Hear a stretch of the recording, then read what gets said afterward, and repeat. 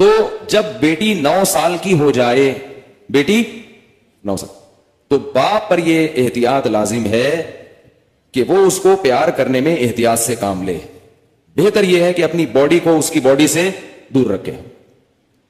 پیار کرنا ہو سر پہ ہاتھ رکھے، بیٹی سر پہ پیار کرے، گالوں پہ یا ہونٹ پہ پیار نہ کرے. 9 سال کی بچی احتیاط کرے اسے، یہ احتیاط کی عمر ہے. اور جب بالغ ہو جائے پھر تو ہرگز اس کی اجازت نہیں ہے.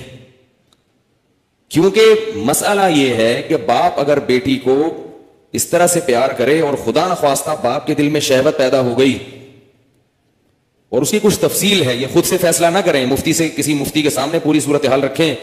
تو اگر یہ شہوت پیدا ہو جائے تو اس بیٹی کی ماں اس باپ پر ہمیشہ کے لیے حرام ہو جاتی ہے.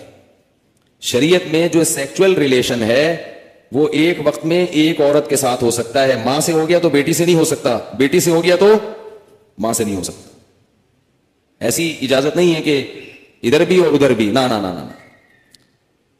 سوتیلی بیٹی جو ہے نا، قرآن نے کیا کہا ہے کہ جب کسی عورت سے نکاح ہوا تمہارا اور نکاح کے بعد اس عورت سے تمہارا سیکچول ریلیشن قائم ہو گیا تو اس عورت کی بیٹی تم پر ہمیشہ کے لیے حرام ہو گئی.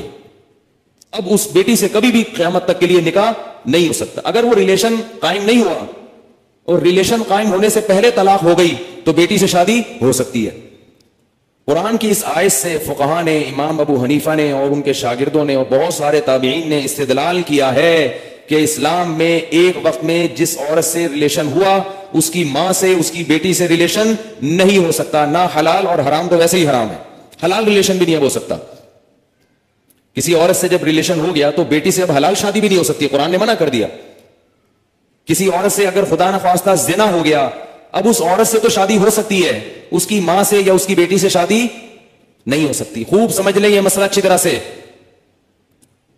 اسی طرح یاد رکھو کہ اگر داماد نے خدا نخواستہ بہو کے سسر کے ساس کے ساتھ، داماد اور ساس میں کوئی ریلیشن ہوا سیکچول، کس میں؟ داماد میں اور ساس میں، تو یہ جو ساس کی بیٹی ہے یہ اس پر ہمیشہ کے لیے حرام ہو جائے گی.